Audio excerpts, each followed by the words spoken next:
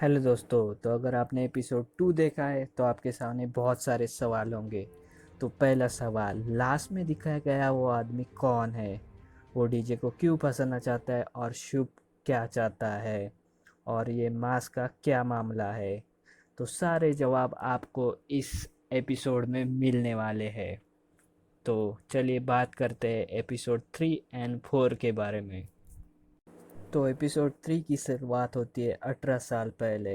हम देखते हैं कि उस लड़के को यानी शुभ को दादाजी उसे साइकोलॉजिस्ट के पास लेकर जाते हैं, बिकॉज वो बहुत सारी किताबें पढ़ रहा होता है और भगवद गीता उसे मुंह जबानी याद होती है।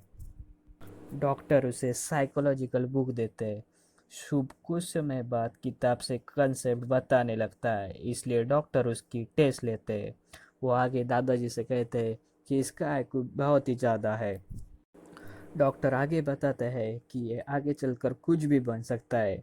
वो शुभ से पूछते हैं, तुम क्या बनना चाहते हो?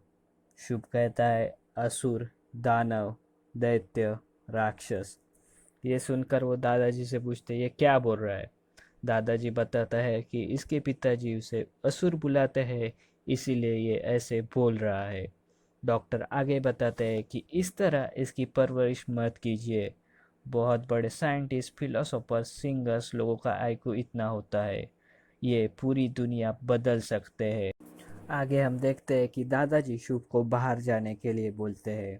तब शुभ एक रूम में जाता है जहाँ एक स्केलेटन होता है, और हम देखते हैं कि कुछ सीन होते हैं जहाँ उसके पिताजी उसे डांट रहे होते हैं। इसी गुस्से की वजह से वो स्केलेटन का इंडेक्स फिंगर तोड़ देता है। यही वजह होती है, हम देखते हैं बहुत से खून होते हैं, उनका इंडेक्स फिंगर गायब होता है। इनके पीछे शुभ का ही हाथ होता है। आगे हम देखते हैं सीन अब प्रेजेंट में शिफ्ट होता है। हम देखते हैं कि निखिल को 3 कोऑर्डिनेट्स आते हैं। वो लोलार को कॉल करके बताता है कि सबको ऑफिस में आने को बोलो। आगे हम देखते हैं कि रसूल कोऑर्डिनेट्स फाइंड कर रहा होता है। वो पता लगाता है कि 3 कोऑर्डिनेट्स 3 जगह से, एक है कोलकाता, गुड़गांव और दिल्ली के कर कीर्तिनगर से। निखिल का ये मानना होता है कि ये कोई जानबूझकर कर रहा है, उसे कोऑर्डिनेट भेजकर इंडिया बुलाना, फिर डीजे को जेल भेजना। आगे हम देखते हैं कि डीजे जेल में पहुंचता है और वो पेन और पेपर मांगता है ताकि वो उसकी केस स्टडी कर सके, लेकिन उसे वो पेन और पेंसिल नहीं देते बल्कि चौक देते हैं। अगली जगह हम देखते हैं कोलकाता होते हैं। उधर सौभिक चटर्जी नामक स्टॉक ब्रोकर का मर्डर हुआ होता है। एक्सपर्ट का कहना होता है कि किलर ने उसे गाड़ी के अंदर बंद किया और गाड़ी को बाहर से लॉक किया और अंदर कार्बन मोनोऑक्साइड या कार्बन डाइऑक्साइड छोड़ दी। इसकी वजह से ये मर गया। हम देखते हैं कि जो विक्टिम होता है यानी चटर्जी, उसके इंडेक्स फिंगर भी काट ली होती है और उधर भी मांस होता है, यानी ये एक ही किलर का काम है। आगे हम देखते हैं कि गुड़गांव में एक टीम जाती है जहाँ हम देखते हैं कि वो जगह सिमेट्री होती है। इसका मतलब कि उस सिमेट्री में किसी को दफनाया गया है। अगले सीन में हम देखते हैं कि दिल्ली के कीर्तिनगर में भी पुलिस और सीबीआई की टीम पहुंच जाती है। वो एक कफिन बनाने की जगह होती है, लेकिन उधर उन्हें कुछ भी नहीं मिलता है। निखिल का ये मानना होता है कि क्रिमिनल बहुत ही चालाक है, इसीलिए वो चाहता है कि वो और लोलार कुछ जगह पर जाए, लेकिन उसके जाने से पहले वो कुछ देर ब्रेक लेता है और वो नैना से वीडियो चैट करने जाता है, जहाँ हम देखते हैं कि नैना बताती है कि कुछ दिनों में वो इंडिया आ रही है। तभी नैना के थंब पर उसे चोट दिखती है। वो अचानक से उधर से उठ जाता है और वो एविडेंस रूम में जाता है। वहाँ वो बताता है कि जो भी नोट्स लाल थंगारे के यहाँ से मिले हैं वो फिर से लैब में भेजिए, और कहना कि बंडल के टॉप और बॉटम का फिंगरप्रिंट स्कैन चाहिए। निखिल अब दिल्ली के कीर्तिनगर में जाता है। उधर जांच करने पर उसे देखता है कि टाइमर होता है। उसे लगता है कि किसी ने इस कफिन में किसी को दफनाया होगा। और वो लोलार को बोलता है कि जो भी ओनर है उसके बारे में पता करो। निखिल अब गुड़गांव जाता है क्योंकि उसे उधर भी पूछताछ करनी होती है।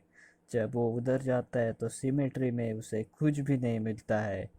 तब वो बाहर आता है, तभी उधर उसे एक कुत्ता गाड़ी के ऊपर भौंकता हुआ देखता है, लेकिन उसे वो इग्नोर कर कर फिर से ऑफिस चला आता है। उसे लैब से कॉल आता है और वो बताते हैं कि नोट्स के ऊपर सिर्फ राइट हैंड के थंब है। इसे सुनकर वो चौंक जाता है क्योंकि सिर्फ थम्स होते हैं और नोटों को थंब से ही पकड़ा नहीं जाता। मतलब ये सेटअप होता है डीजे को फंसाने का। लोलार बताता है निखिल को इस शॉप का मालिक जॉर्ज है और वो कल से लापता है। निखिल रसूल को बताता है कि जॉर्ज की मोबाइल की लोकेशन ट्रेस करो। रसूल बताता है कि उसकी मोबाइल की लोकेशन गुड़गांव में है। तभी निखिल गुड़गांव के उस सिमेट्री में चला जाता है, उसके साथ लोलार्क भी होता है। उन्हें सेम गाड़ी में से जॉर्ज मिलता है। जॉर्ज बताता है कि कल रात को एक आदमी आया था, उसने मास्क पहना था और उसने कफिन में एक आदमी को बंद कर कर लेकर गया।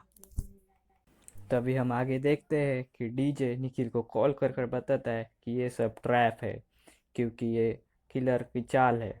लेकिन निखिल इस पर ध्यान नहीं देता और वो जॉर्ज की बात मानकर वो पेट सेमेट्री में जांच करने जाता है।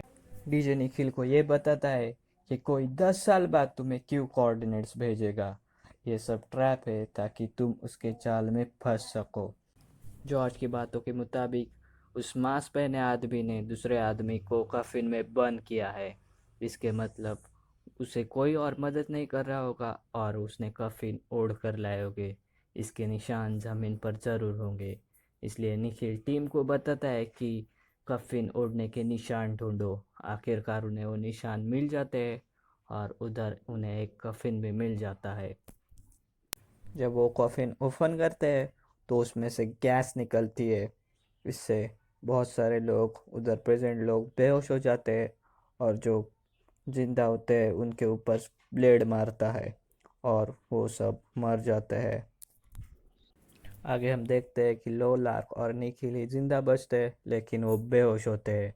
हम देखते हैं कि उस कफिन में से आदमी बाहर आता है और वो निखिल को ले जाता है। आखिरकार हम एंड में देखते हैं कि निखिल एक जगह पर बंद होता है और एपिसोड 3 यहाँ पर ही ख़त्म होता है।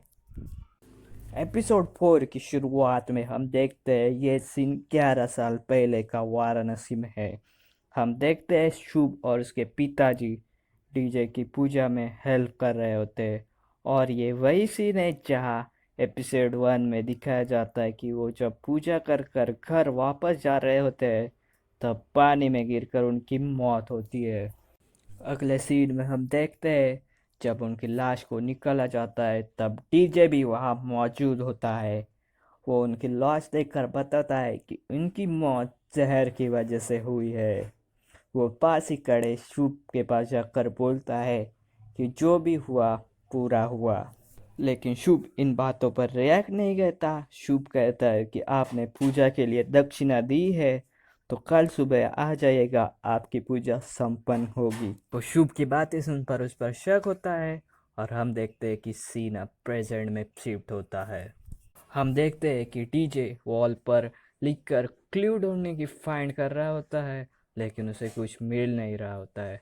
दूसरी तरफ हम देखते हैं कि सीबीआई की टीम निखिल को ढूंढने को लगी होती है और इसी वक्त नया आइडिया आ जाती है।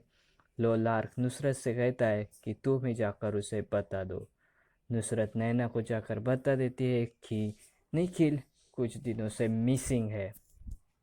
अगले सीन में हम देखते हैं कि लोलार्क डीजे की जेल पहुंचता है और वो डीजे को बताता है कि निखिल मिसिंग है और साथ ही वो निखिल और डीजे की केस फाइल्स उसे देता है ताकि वो पता कर सके आखिर कौन है जो उनसे बदला ले रहा है। ये वही फाइल्स होती है जिस पर डीजे और निखिल ने एक साथ काम किया होता है। डीजे ये सारी फाइल फिर से एक बार चेक करता है लेकिन उसे कुछ भी नहीं मिलता। आखिरकार डीजे इस नतीजे पर पहुंचता है कि कोई पर्सनल वजह से उनके पीछे पड़ा है। सीन में हम निखिल को देखते हैं, वो जिस जगह पर बंद होता है उस जगह एक टेलीफोन और टीवी सेट होता है। वो किलर उसे बताता है कि तुम्हारी बीबी और बेटी इंडिया आ चुकी है, अगर तुमने हमारा साथ नहीं दिया तो मैं उसे मार दूंगा। किलर उसे बताता है कि तुम मुझे प्लान बताओगे कि किस तरह लोगों को मारना है और मैं उनका खून करूंगा। निखिल उसकी बात मानने को तैयार नहीं होता है, फिर भी फैमिली की वजह से वो आखिरकार तैयार हो ही जाता है। आखिरकार किलर उसे पहला नाम बताता है। ये होते हैं अभिलाषा चंद्रन जो ब्रेन मैपिंग करती है। किलर निखिल को अभिलाषा के सारे रूटीन्स बताता है, साथ में बताता है कि जल्दी उनका डेंटिस्ट के साथ अपॉइंटमेंट है। निखिल आगे उसे कहता है कि यही वक्त है, तुम्हें उनकी टूथ कैप टाइटेनियम की आयरन के साथ चेंज करनी होगी। अभिलाषा मैग्नेटिक फील्ड पे काम करती है, सो इससे होगा ये कि जब वो रीडिंग लेने जाएगी तब तुम्हें वहाँ प्रेजेंट रहना होगा और मैग्नेटिक फील्ड एकदम से बढ़ाना होगा। इससे जो टूथ कैप होगी आयरन की वो बुलेट की तरह एक्ट हो जाएगी और अभिलाषा की मौत हो जाएगी। निखिल आगे बताता है कि सारे एविडेंस तुम्हें डिस्ट्रॉय करने हैं तो उनके बॉडी एक लेक में डालनी होगी, इससे सारे एविडेंस डाइल्यूट हो जाएंगे। सीबीआई की टीम उस जगह पर पहुंच जाती है, लेकिन उनके पास underwater crime scene expert नहीं होता है, इसीलिए वो डीजे की मदद लेते हैं। डीजे उस जगह पर पहुंच जाता है और वो नुसरत और लोलार को बताता है कि ये काम निखिल का है, क्योंकि उसके साथ पहली जो केस थी वो यहाँ पर ही क्राइम हुआ था। डीजे ये भी बताता है कि ये काम निखिल ने किया है और वो हमें कुछ बताना चाहता है, क्योंकि इनका मर्डर दूसरी जगह पर हुआ है और इस जगह लाश डालने का आइडिया निखिल ने ही दिया होगा। और हम देखते हैं कि एपिसोड 4 यहाँ पर ही ख़त्म होता है। हाय गाइस, आप लोग अगर नए हैं तो चैनल को सब्सक्राइब ज़रूर कीजिएगा।